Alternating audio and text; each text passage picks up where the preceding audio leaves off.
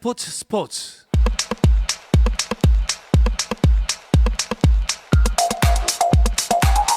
금요일 저녁 축구 이야기, 축구장 가는 길. 오늘은 2023년 결산 방송으로 준비했습니다.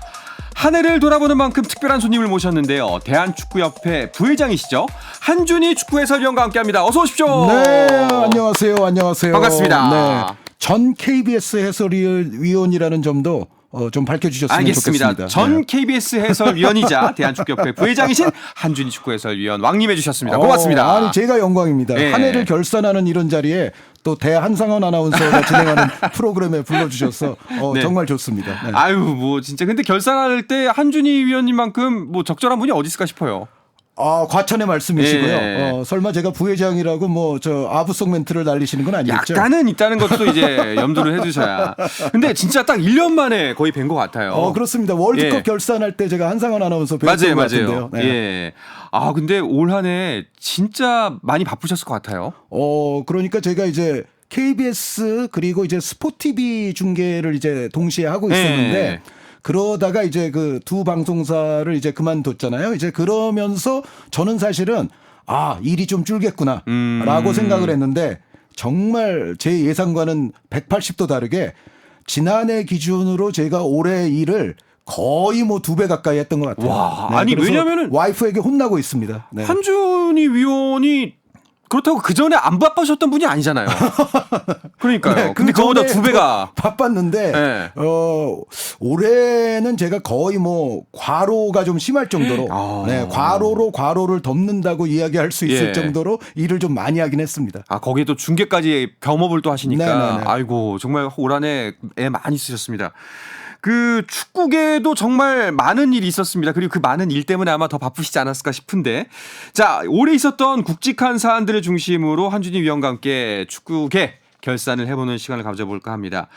먼저 어제 아시안컵 대표팀 명단이 나왔으니까 이 이야기부터 해보도록 하죠. 김지수 선수의 깜짝 발탁이 있긴 했지만 어느 정도는 예상했던 명단이었다. 라는 평가가 많아요. 네, 어제 김정용 기자가 방송을 워낙에 스포츠에서 잘해주셨기 때문에 네네. 김정용 기자의 분석에 제가 뭐 보탤 말이 그렇게 많지는 않습니다. 그런데 지금 한상원 아나운서 말씀대로 거의 뭐 98% 예상된 대로 명단이 나왔고 클린스만 감독이 이미 아시안컵에 어떤 엔트리를 내보내겠다는 것을 거의 뭐 예정을 한 상태에서 최근에 어떤 평가전이라든가 또 아시아 지역 2차 예선을 치러오지 않았나라고 생각이 됩니다. 그래서 그 멤버군에서 거의 벗어남이 없는 멤버가 구축이 됐습니다. 네.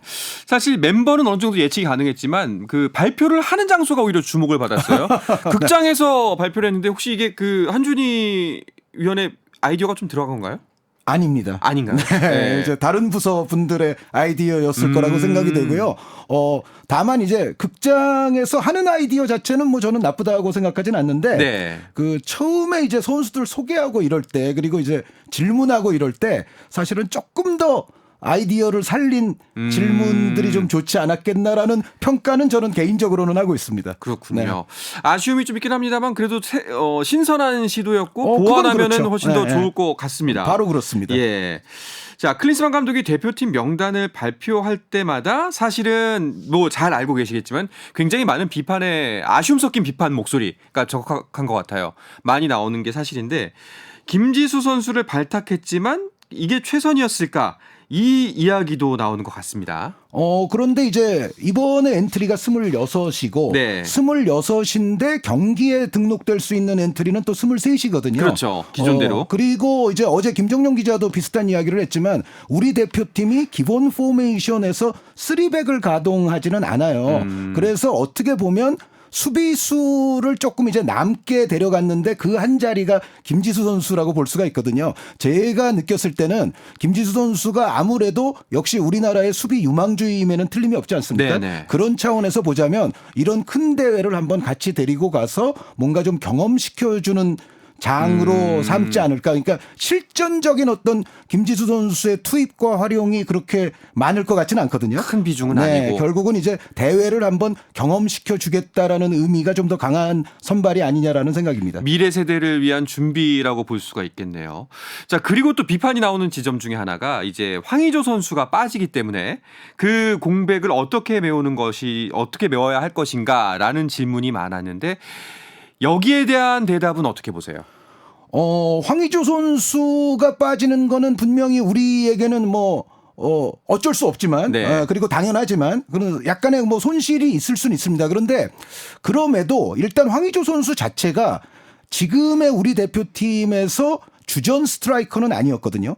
주전은 아무래도 조규성 선수였었고 그렇죠. 이제 황의조 선수는 교체로 들어오던 선수였는데 이제 이 교체로 들어오던 자리가 하나 없어졌을 때 이제 다른 선수를 충원을 안 했다. 이 점은 아마 클린스만 감독과 코치진 입장에서는 손흥민 선수도 톱에 설 수가 있고 지금 또 커리어 하이를 달려가고 있는 황희찬 선수도 여차하면은 톱으로 올 수가 있거든요. 그래서 기존의 주전 스트라이커인 조규성 선수가 있고 또 기존의 또 다른 백업인 오영규 선수가 있는 상황에서 여차하면 안 되면 손흥민 선수, 황희찬 선수까지도 중앙 스트라이커를 볼 수가 있는 선수들이기 때문에 네. 굳이 여기서 또 한 명의 스트라이커가 센터 포워드가 필요하지는 않다라는 결론을 내린 것 같습니다. 물론 이제 이것이 그래도 황의조 선수가 조규성 선수 다음으로는 투입이 되던 선수였잖아요. 네네. 그래서 어떤 팬분들은 이제 이 부분을 좀 불안하게 여기실 수는 있겠습니다만 여기서 이제 선수 선발을 하고 안 하고의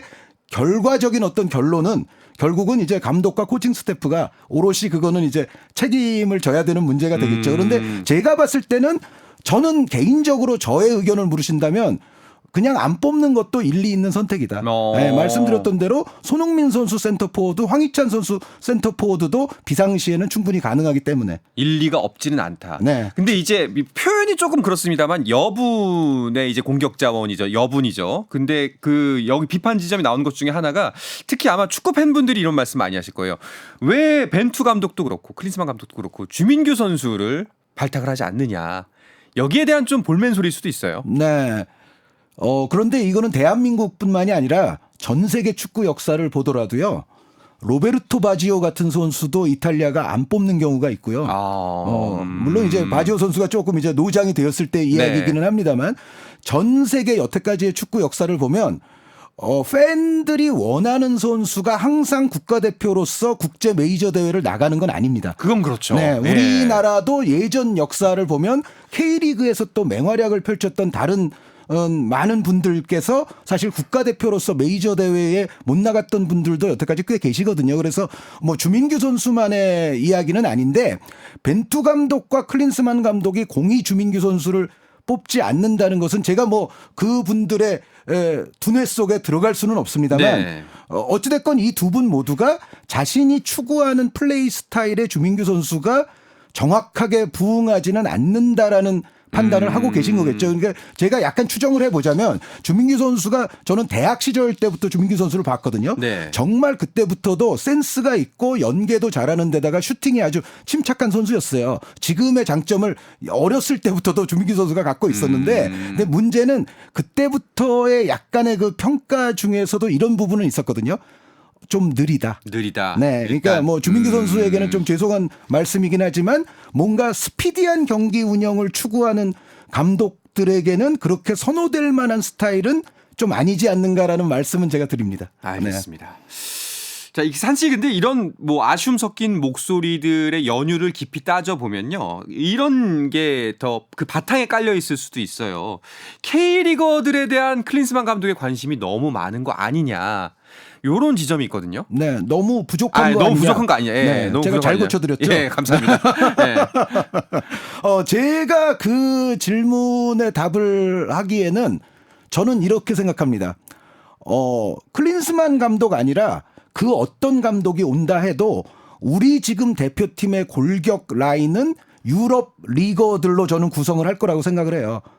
네, 그거는 이제 클린스만 감독이 됐건 뭐 그 이전에 벤투 감독이 됐건 또 다른 감독이 됐건 아니면 뭐 국내파 감독이 됐건 간에 누가 감독을 하더라도 일단 지금의 우리 대표팀의 구성은 유럽에서 뛰고 있는 선수들이 중심이 되고 그렇게 만들 거라고 생각을 하거든요. 네. 어떤 감독이 됐든지 간에.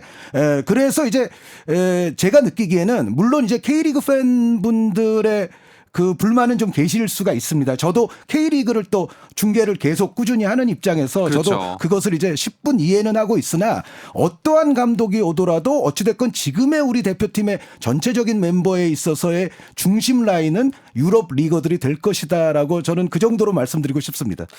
뭐 답변을 정리하자면 이렇게 할 수 있겠네요. 사실 국내파를 안 본다기보다는 해외파가 너무 많다. 네, 그렇죠. 차고 넘치는 해외파다 보니까 그 선수들이 주축에 갈 수밖에 없고 당연히 기량이 뛰어난 선수들이 많기 때문에 네네. 그럴 수밖에 없다. 한상원 아나운서도 잘 아시겠지만 네. 2002 우리 한일 월드컵 당시에 안정환 선수, 설기현 선수 정도가 우리가 보유하고 있는 유럽 리거들이었습니다. 맞아요. 네. 그리고 거의 없었죠. 2010년 이제 남아공 때 우리가 이제 성공을 했을 때 그때보다는 이제 유럽 리거가 좀 늘어나기는 했었죠. 이른바 양박 쌍용이 있었고 그쵸, 뭐 그쵸. 차두리 선수랄지 네. 이제 늘어나기는 했습니다만 그럼에도 불구하고 지금 정도의 역대 레벨의 유럽 리거를 우리 축구 역사에서 구축했던 적은 없거든요. 여기에는 물론 김지수 선수처럼 현재 잘 못 뛰고 있는 선수도 있고 뭐 양현준 선수랄지 뭔가 출전 시간이 K리그 팬분들이 보셨을 적에 좀 마음에 좀 덜 드는 그런 케이스들도 있을 수는 있지만 네. 전반적인 구성 자체는 우리나라가 지금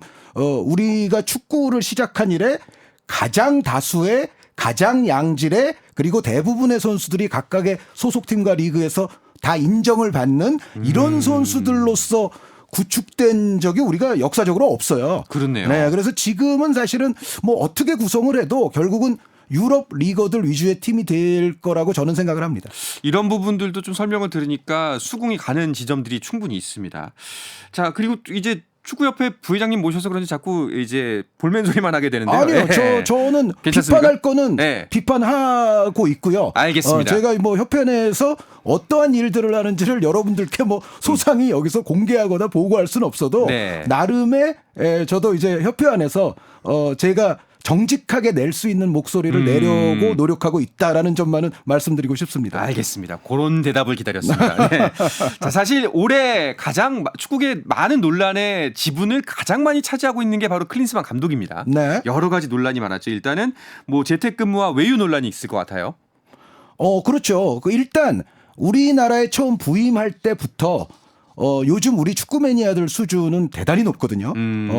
그 정말 어떤 사람이 온다 했을 때 이 사람의 정말 낱낱이 소상히 그 경력과 정말 팀에서 어떤 에피소드들이 있었는지까지도 팬들이 이제는 다 알아요. 맞아요. 그래서 클린스만 감독 같은 경우에는 아무래도 뭐 슈퍼스타 출신이고 우리나라 여태까지 지휘봉 잡았던 모든 감독 통틀어 최고의 슈퍼스타였던 그렇죠. 거는 가장 틀림이 유명한 없는데 사람이죠. 그럼에도 불구하고 이제 지도자로서는 근년의 공백이 좀 길었거든요. 그래서 그런 부분들 그리고 또 일부 팀들에서 좀 끝이 안 좋았다든가 이제 이런 네. 부분들을 팬들이 이미 다 아시고 계시기 때문에 사실 우려의 목소리가 있었던 게 사실입니다. 그런데 이제 약간 이제 그 3월 평가전으로 좀 돌이켜 가 보면 그때는 그런데 첫 클린스만 감독의 데뷔 당시는 그런 우려가 조금 불식이 됐어요. 그렇죠. 3월에는 분위기 좋았거든요. 예. 우리가 승리를 거두지는 못하고 1무1패로 그치기는 했어도 내용상으로는 벤투 감독 시절보다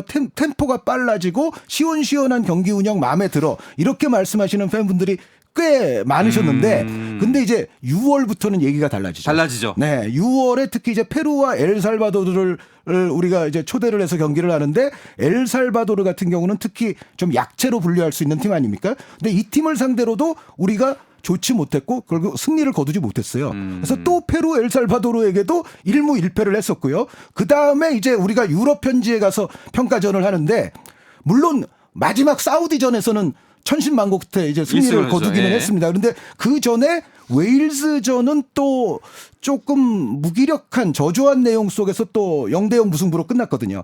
그러다 보니까는 그 클린스만 감독의 여러 가지 외적인 태도 논란, 재택 논란 이제 이런 게 더 부각이 불거지지 됐죠. 않을 예. 수가 없었죠. 그거는 네. 저희 대한축구협회에서도 그건 잘 인지하고 있는 부분이고요. 그 불거지지 않을 수가 없었는데 저는 이게 뭐 제가 협회에 지금 있다고 해서 드리는 말씀은 아니고 저의 정말 솔직한 개인적인 의견을 말씀을 드리자면 네. 저는 사실은 개인적으로 클린스만 감독이 대한민국에서 몇 박을 자느냐 외국에서 몇 박을 자느냐는 저는 관심은 크게 없어요. 저 자체는. 저는 오로지 그라운드에서의 경기력 그리고 그 좋은 경기력을 만들기 위한 사전에 치밀한 준비를 이 코칭 스태프가 제대로 하느냐 안 하느냐가 사실은 저의 관심사거든요. 네. 그래서 사실은 뭐 외국에서 좀 많이 자더라도 준비는 할 수 있는 거 아니겠습니까? 그건 그렇죠. 클린스만 감독도 항상 그런 식으로 주장을 하고 있고 그래서 외국에서 뭐 몇 박을 하느냐 한국에서 몇 박을 하느냐 그 문제보다는 정말 우리가 중요한 대회 중요한 시합을 앞두고 그것에 대한 적절하고 체계적이고 합리적인 준비를 차근차근 했느냐 안 했느냐가 결국 문제예요. 네. 그리고 그 준비 과정이 제대로 됐는가 안 됐는가를 정말 제대로 테스트하고 시험대에 올리는 무대가 바로 아시안컵입니다. 그렇죠. 네, 그래서 클린스만 감독에 대한 여태까지의 정말 기대감도 있었고 뭐 실망감도 있었고 비판해야 될 부분도 있었고 그러다가 다시 반등하면서 또 박수를 받은 부분도 있는데 정말 진짜 롤러코스터를 탔잖아요. 그런데 결국은 이때까지의 모든 과정이 이게 정말 비판을 받을 만한 것이었느냐 아니면 그래도 클린스만 감독이 할 일을 하고 있었느냐 이거를 최종적으로 결국 평가받는 무대는 이번 카타르 아시안컵입니다. 그래서 카타르 아시안컵을 사실은 좀 보고서 이 모든 얘기를 좀 다시 할 수도 있지 않느냐라는 생각을 해요. 알겠습니다. 뭐 정리하자면은 이제 진짜 본 무대에 올랐다. 사실 말씀해 주셨던 것처럼 초반에 안 좋았다가 극초반에 좋고 초중반까지 안 좋았다가 최근에는 이제 연승을 거두고 있습니다만 이제 진짜 사실상 그 전까지는 모의고사였고 실제 수능 시험은 이제부터라는 거죠. 그렇다면은 그래도 이제 그 큰 무대 어떻게 보면은 정말 진짜 본 게임을 앞두고 있는 이 시점에서 축구 대표팀 현 상태의 축구 대표팀을 봤을 때 한준희 위원은 평가를 어떻게 내리고 싶으세요? 지금 우리가 이러한 팀을 갖고 있다는 것이 저도 뭐 축구 팬의 한 사람으로서 굉장히 행복하다는 생각이 들고요. 네. 아마 많은 팬분들이 이번 아시안컵을 앞두고 이런 말씀들을 하실 거예요. 만약에 이 멤버로도 만약에 아시안컵 우승을 64년 만에 다시 가져오지 못하면 대한민국은 도대체 앞으로 아시안컵 우승을 할 수 있는 거야 없는 거야 라는 말씀을 아마 지금 상당수 팬들의 뇌리에는 그런 말씀들이 다 들어있을 겁니다. 맞아요. 네, 그 정도로 제가 저는 사실 이회택 선생님이랄지 김호 김정남 선생님 때 축구는 저도 제대로 본 적이 네. 없고요. 저도 1970년에 태어났으니까. 그런데 차범근 레전드 정도 시절부터의 축구는 제가 봤거든요. 근데 제가 정말 양심껏 말씀드리건데 대한민국 역사상 이런 멤버는 없었죠. 네, 그래서 사실 멤버로만 보면 우승을 할 수 있는 멤버고 우승을 해야만 할 것 같은 멤버인 거는 틀림없습니다. 그런데 다만 어떠한 대회이든지 간에 모든 변수와 모든 상대를 물리치고 1위에 등극을 한다는 거는 어떤 대회든 힘든 일이거든요. 그건 그렇죠. 네. 그러니까 우리가 월드컵 같은 거 UEFA 챔피언스 리그 같은 거라도 우승 후보 0순위, 1순위 팀들이 항상 우승하는 게 아니지 않습니까? 네, 그래서 우승으로 가는 길목에는 정말 여러 가지 고난한 고비길이 있겠습니다만 어찌됐건 그냥 멤버만 봤을 때는 저도 그렇고 팬 여러분들도 그렇고 이거는 이번에는 반드시 우승해야지 라고 생각되는 멤버인 것만큼은 틀림없습니다. 알겠습니다. 그러면은 단도직입적으로 좀 짓궂게 여쭤볼게요. 네. 우승 가능성 몇 %라고 보세요?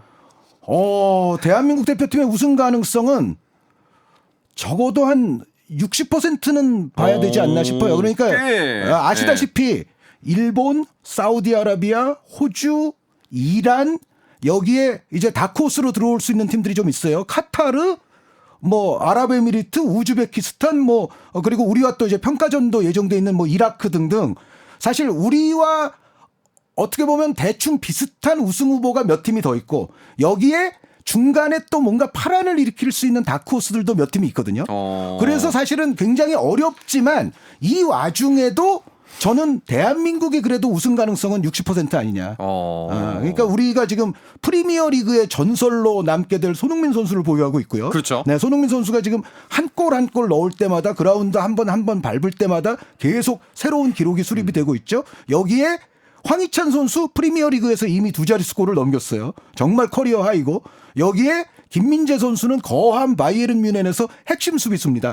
아시아의 수비수가 이 정도 거함의 팀에서 이 정도 핵심 수비수가 된다는 것은 정말 유사일의 어려운 일임이 틀림이 없거든요. 그렇죠. 여기에 이강인 선수 파리 생제르맹에서 인정하는 재능입니다. 다른 선수들은 또 없습니까? 황인범, 이재성, 조규성, 뭐 홍현석, 정우영 많은 선수들이 각각의 클럽, 각각의 리그에서 인정을 받아온 선수들이거든요. 그래서 지금의 우리 대표팀을 가지고서 우승을 못한다라고 이야기하기는 우승을 한다라고 이야기하는 것보다 어렵다고 저는 말씀드리고 싶고요. 네. 다만 축구는 뭐 손흥민, 김민재, 이강인 있다고 해서 이 셋으로 되는 건 아니기 때문에 그렇죠. 예, 다시 말씀드리지만 뭐 일본, 사우디아라비아, 이란, 호주 여기에 또 다크호스들까지 하면은 사실은 어려운 길임에는 틀림없습니다. 하지만 우리가 그래도 저는 가능성이 가장 높은 팀이다라고 말씀드리고 싶습니다. 알겠습니다. 자, 2023년 축구계 결산 한준희 해설위원과 함께하고 있는데요. 이야기 잠시 쉬었다가 와서 계속해서 나누도록 하겠습니다.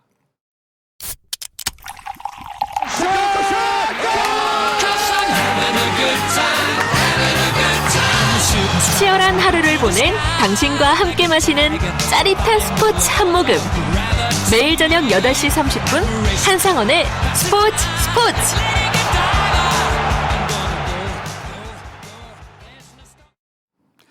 네, 2023 결산 축구장 가는 길 듣고 계십니다. 대한축구협회 부회장 그리고 전 KBS 해설위원이었던 한준희 축구 해설위원과 함께하고 있습니다. 자, 뭐 아까 말미에 이강인 선수 말씀하셨는데 간단하게 좀 짚고 넘어가면은 이강인 선수 정말 올 한 해 대단했습니다. 네, 이강인 선수가 어떻게 보면 클린스만 감독의 구세주입니다. 네, 그러니까 우리가 아까 말씀드렸던 대로 사우디전에서 이제 1승을 하기는 했지만 사실은 그때까지만 해도 불안했고 욕도 많이 먹었거든요. 맞아요. 그런데 그 다음에 이제 튀니지전이 사실은 클린스만호의 반등을 가져온 기폭제였는데 튀니지가 지난 카타르 월드컵에서 굉장히 선전했던 팀입니다. 물론 조별리그를 아슬아슬하게 통과하지는 못했지만 그래서 우리로서도 쉬운 상대가 아니었거든요. 근데 튀니지전에서도 우리가 전반전까지는 네. 0대 0이었어요. 그러다가 후반전에 이강인 선수가 몇 분 사이에 멀티골을 터뜨립니다. 네. 그러면서 그 다음부터 우리의 지금 최근 우리가 5경기에서 19골인가 그런데 그 19골 골 폭축의 시작을 알린 선수가 사실 이강인 선수고 그 뒤부터 매 경기 이강인 선수의 공격 포인트가 터지고 있어요. 그리고 공격 포인트가 공식적으로 터지지 않더라도 골의 기점 역할이라든가 골의 중간 단계에는 반드시 이강인 선수가 있었습니다. 그래서 그렇죠. 클린스만 호에서 지금의 이강인 선수의 역할은 물론 오른쪽 측면에서 뛰기는 하지만 전체적으로 보면 대한민국의 가장 위력적인 찬스 메이커임에는 틀림이 없습니다. 이강인 선수를 두고 뭐 이제 신동이고 네. 뭐 정말 기존의 한국 선수에게서는 볼 수 없던 움직임을 보이고 있다.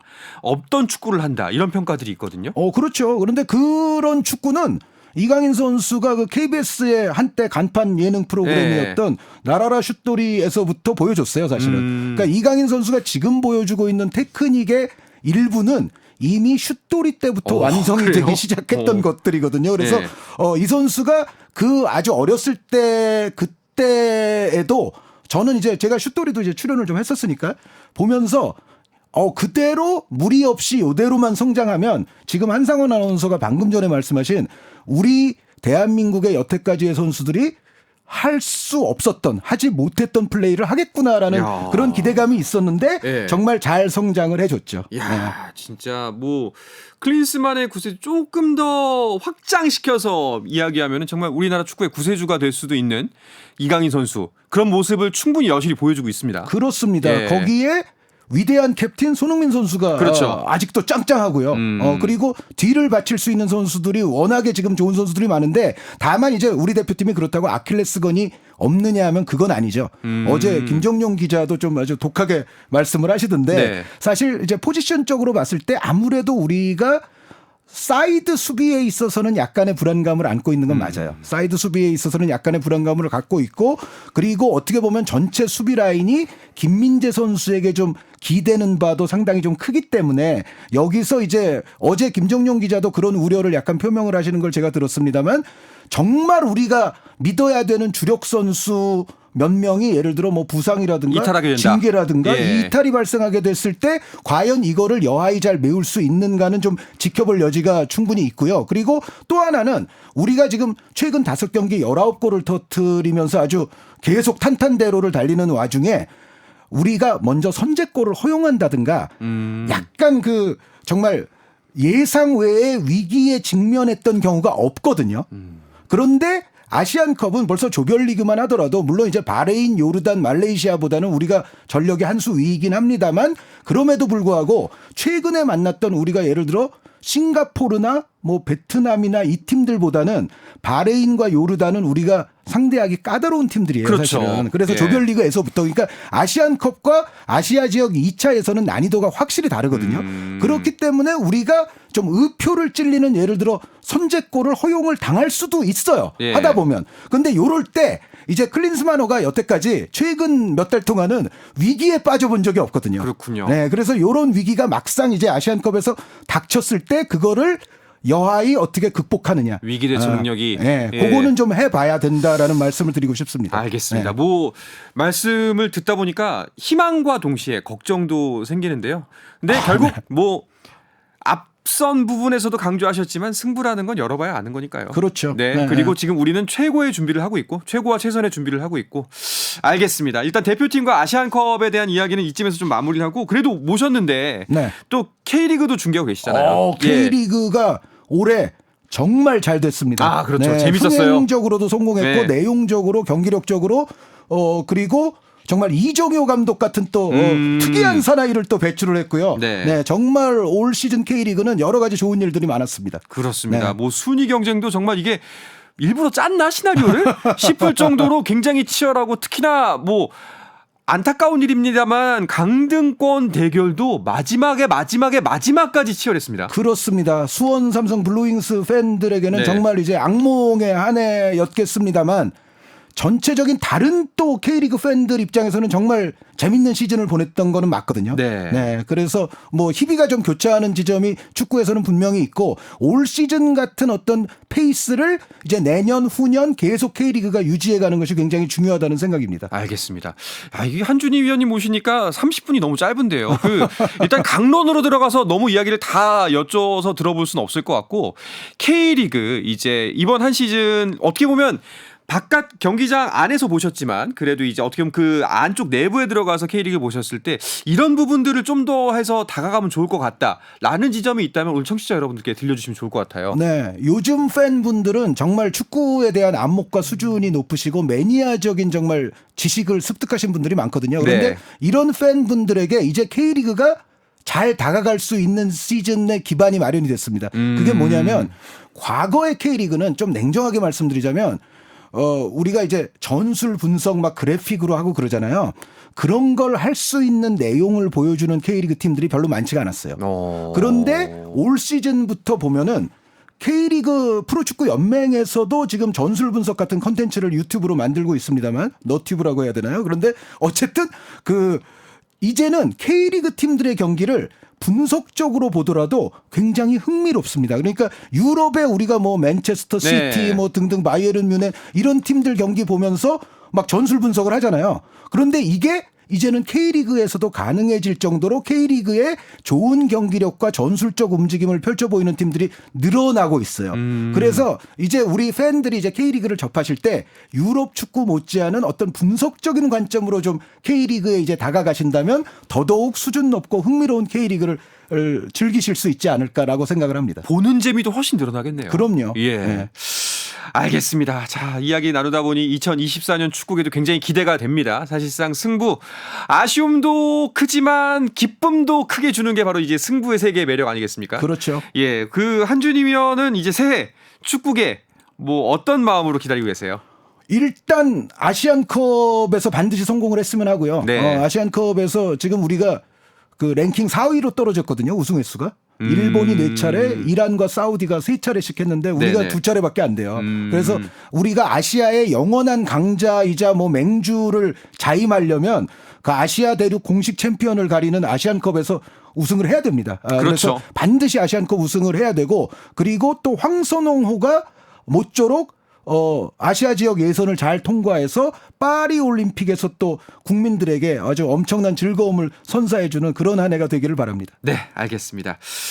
자, 2023년 마지막 방송 그리고 축구계 결산을 한준희 해설위원과 함께했습니다. 앞으로도 스포츠 저희가 좀 요청하면 자주 와주세요. 아, 불러주세요. 알겠습니다. 네, 불러주면은 네. 한상원 아나운서가 상자 돌림이죠. 맞습니다. 네, 저희 아저씨 뻘이시거든요. 그렇죠. 제 아들이 히자 돌림이거든요. 그렇죠. 그래서 제가 한상원 아나운서가 부르는데 제가 감히 거역을 할 수가 없습니다. 아닙니다. 네. 네. 자, 2023 결산 축구상 가는 길 대한축구협회 부회장 그리고 전 KBS 해설이었던 한준희 해설위원과 함께했습니다. 오늘 고맙습니다. 감사합니다. 네, 주말 스포츠는 9시 20분부터 함께 하실 수가 있습니다. 저는 새해 1월 1일 월요일 저녁 8시 30분에 돌아오겠습니다. 1월 1일에는 탁구비야기 신유빈 선수와의 만남이 기다리고 있으니까요. 기대해 주시기 바랍니다. 새해 뵙겠습니다. 한상원의 스포츠!